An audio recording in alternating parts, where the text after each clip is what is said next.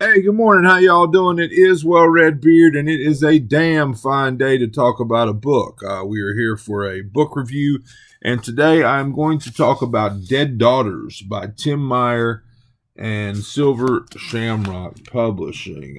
Just a personal note. My wife did not love the title Dead Daughters. She's not a horror reader, and I left this sitting out on the kitchen counter. And I have a daughter. She has a daughter. She was not a fan of a book entitled Dead Daughters. Thought I'd bring that up. For me, I really, really like this book, and I'll tell you that I loved, 5-star loved the first half of it. The premise, the setup to this is one of the most um, edge of the seat, shocking, I don't know, pull you in type premises that I've come across in these 3 years of reading a lot of independent horror whatever books. I mean, the whole idea is to shock and scare you and frighten you. And I'm telling you that the premise of this one was probably the best as far as doing that. Now, ultimately, I'm going to tell you about the premise because it's all synopsis, but I'm going to tell you about the premise. But ultimately, like, the premise was so good that I mean, I had no clue how the author was going to explain it, how the author was going to resolve the issue, and so while I liked it got a bit complex, and I liked the second half of the book a little bit less. It is what it is. I'm giving this book 4 stars. It is my third Tim Meyer read. It's my favorite Tim Meyer read, and I've read The Switch House of his, which a lot of people love, and I've read Malignant Summer, which won cover of the year for me last year. But I've read these 2 books, and Dead Daughters for me is better. For me personally, it is my favorite. So, the premise I've been talking about. So our main character, Drew Lowry, he has a surprise birthday party for him. All his friends are there. His daughter runs up to him and hugs him. Party ends. He tucks his daughter into bed. He's going through the gifts and cards over on the table, and he finds a card. Doesn't say who it's from, and he opens it up and he looks, and there's a picture of his daughter dead in a pool of blood. What?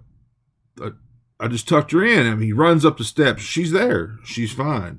But this little girl, I mean, covered in blood, face kind of obscured or whatever, but it looks just like her. So I mean, it's wearing this girl is wearing his daughter's dress, and not just a dress just like his daughter's actual dress. The dress is missing from her closet. His daughter has a missing hand from a birth, complicated birth or whatever. This victim also seems to be missing her hand. Whoa, what the hell, right? I mean, what the daughter's alive, but he gets this in the mail. This, I mean, what a threat! What a I guess again premise build up to the story. So that right there, I mean, I was on the edge of my seat. It pulled me in. It intrigued me. Local authorities were clueless in this situation, no leads. So Drew kind of launches his own investigation. So we come to find out that, like 12 years ago, something like that, 12 years ago, I may be off a little bit there, but in a neighboring town, I think it was a neighboring town. I may be off about that as well. But anyway, there was this situation where a young married couple had a child. They left their child with a babysitter, and the child dies while being cared for by the babysitter. Sudden infant death syndrome or whatever. And they come home from their date and they fucking lose it. And they exact their revenge, their vengeance on every daughter in their neighborhood. I don't recall how many, but that is where the title "Dead Daughters" comes from. They take it upon they have lost their daughter. They take it upon themselves to make everyone in the surrounding neighborhood feel what they have felt by losing their daughter. And it's been that happened 12 some odd years ago.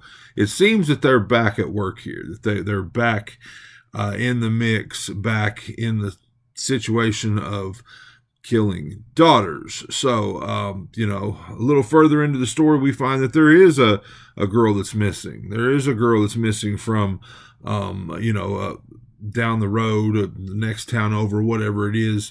And she does resemble Drew's daughter. And so that's kind of where I want to leave you. Again, it's a crazy premise, right? It really just kind of blew me away. Now, second half of the book, like I said, I wasn't. I like the explanation. I like the resolution. For me, there's some like science and psychology that goes into that type of stuff that I wasn't 100% convinced on. But again, that's just how it goes. So for me, wonderful beginning, wonderful premise, pulled me right in. Ending, or second half and ending, they were not lackluster. I just like those parts a bit less than I did, I guess, the main idea or the setup. So for me, I'm at 4 stars, 5-star beginning, probably 3-star ending. Put it together, 4 stars. But it is my favorite Tim Meyer book, and it is probably maybe it's close to one of my top 5 Silver Shamrocks that I've read as well. So this is Dead Daughters by Tim Meyer. This is from Silver Shamrock Publishing. This has been Well Read Beard. It's been my book review. I hope you enjoyed it, and I hope you are enjoying all your books as much as I am. If not, you're reading the wrong damn books.